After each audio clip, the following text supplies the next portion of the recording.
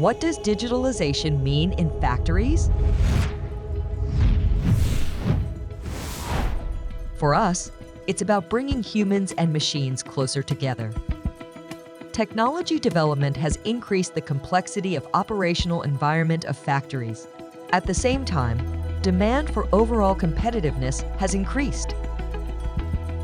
When it comes to factory digitalization, our mission is to create a functional collaboration between humans and technology, operators, and digital tools. The starting point in digitalization is collected, stored, sorted, and enriched data. But without understanding the big picture of factories, understanding data and analytics isn't enough.